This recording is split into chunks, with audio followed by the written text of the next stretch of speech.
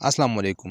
As promised کہ میں Veronica decides to die کا جو سیکنڈ پورشن ہے اس کو جلد اپلوڈ کر لوں گا، تو حاضر خدمت ہوں، ملاحظہ فرمائیے گا۔ تو میں زندہ ہوں۔ ویرونیکا نے سوچا ہر شے اب نئی سرے سے شروع ہوگی، مجھے یہاں کچھ عرصہ رہنا ہوگا جب تک ان لوگوں کو احساس نہیں ہوتا کہ میں اب بالکل نارمل ہوں۔ وہ پھر مجھے مینٹل ہاسپٹل سے جانے دیں گے اور میں ایک دفعہ پھر اپنے شہر کی گلیوں، اس کا مین سکوائر اور لوگوں کو جو کام پر آ جا رہے ہیں دیکھ سکوں گی۔ لوگ عموماً دوسروں کی مدد کرتے رہیں گے تاکہ وہ یہ محسوس کرے کہ وہ دراصل بہتر لوگ ہیں۔ وہ لائبریری میں میری نوکری مجھے واپس کر دیں گے۔ وقت کے ساتھ میں دوبارہ نائٹ کلب جانا شروع کر دوں گی۔ میں اپنے دوستوں سے ناانصافی اور دنیا کے مسائل پر گفتگو کرتی رہوں گی۔ فلم دیکھنے جاؤں گی اور جھیل کے کنارے واک کروں گی، کیونکہ میں نے خودکشی کرنے کے لیے صرف نیند کی گولیاں کھا لی تھی۔ لہٰذا میرا جسم تو کہیں سے نہیں بگڑا، میں ابھی نوجوان ہوں، خوبصورت ہوں، ذہین بھی ہوں، اس لیے مجھے کوئی بوائے فرینڈ تلاش کرنے میں کوئی مشکل نہیں ہوگی، مجھے کبھی بھی مشکل نہیں ہوگی۔ میں ان کے ساتھ اس کے گھر یا جنگل میں رومانس کر دوں گی۔ ہم دونوں کے پاس باتیں کرنے کو زیادہ کچھ نہیں ہوگا۔ پھر وہ وقت آ جائے گا جب ہم بہانے بنانا شروع کر دیں گے، لیٹ ہو رہے ہیں یا میں نے صبح جلدی اٹھنا ہے، اور ہم جتنی جلدی ہوگا چلے جائیں گے اور کوشش کریں گے کہ ایک دوسرے کی آنکھوں میں مت دیکھیں۔ میں اپنے کرائے کے کمرے میں لوٹ جاؤں گی اور وہاں ٹی وی لگا لوں گی اور وہی پرانے پروگرام دیکھوں گی۔ سونے سے پہلے الارم کلاک لگا لوں گی تاکہ صبح اس وقت پر جاگ سکوں جس پر کل جاگی تھی، اور پھر لائبریری جا کر وہی کام کر دوں گی جو میں کرتی آئی ہوں۔ تیڑ کے سامنے پارک میں ایک بینچ پر دوسری لوگوں کے ساتھ بیٹھ کر برگر کھاؤں گی۔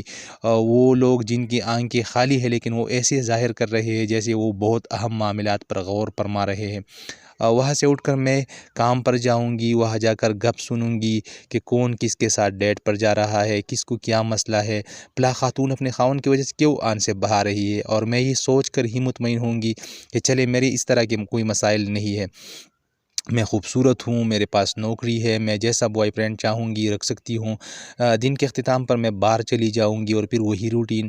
میری امی جو اس وقت میری خودکشی کی اس کوشش سے یقیناً بہت پریشان ہوگی، بہت جلد اس صدمے سے نکل آئے گی اور مجھ سے پوچھے گی کہ اب میں نے اپنی زندگی کا کیا سوچا ہے، میں دوسروں کی طرح کیوں نہیں ہوں، چیزیں اتنی مشکل بھی نہیں جتنی میں نے سوچ رکھی ہے۔ میری طرف دیکھو، میری تمہارے باپ سے شادی کو برسوں گزر گئے ہیں اور میں نے کوشش کی کہ تمہیں بہترین زندگی دوں۔ ایک دن میں اپنی امی سے یہ باتیں بار بار سن کر تنگ آ جاؤں گی اور اسے خوش کرنے کے لیے میں کسی ایسے نوجوان سے شادی کر لوں گی جس سے محبت کرنا میرا فرائض میں شامل ہوگا۔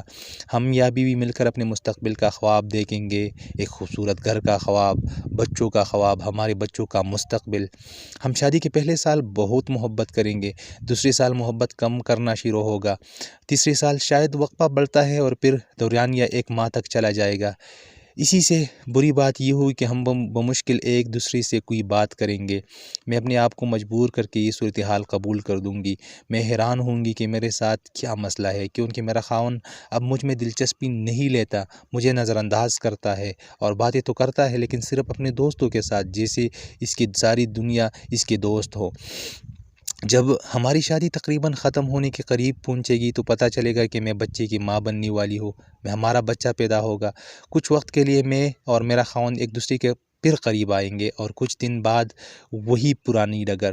میں اسی دوران موٹا ہونا شروع ہو جاؤں گی اور اس آنٹی کی طرح لگوں گی جس کا ذکر نرس کر رہی تھی، اور پھر میں ڈائٹ شروع کر دوں گی۔ ہر روز میں خود کو شکست خوردہ محسوس کروں گی، ہر ہفتے وزن چیک کروں گی، جو میری تمام تر احتیاط کے باوجود بڑھ رہا ہوگا، اور پھر میں جادو کی وہ گولیاں کھانا شروع کر دوں گی جو آپ کو ڈپریشن سے دور رکھتی ہے۔ پھر میرے کچھ اور بچے پیدا ہوں گے جنہوں نے ان راتوں کو پیٹ میں جنم لیا تھا، جو راتیں بہت تیزی سے گزر جاتی ہے۔ پھر میں سب کو بتاؤں گی کہ میرے زندہ رہنے کی وجہ میرے بچے ہے، جبکہ دراصل میں زندگی ہی میں میرے زندہ رہنے کی وجہ ہوگی۔ لوگ ہمیشہ ایک خوش میاں بیوی سمجھیں گے۔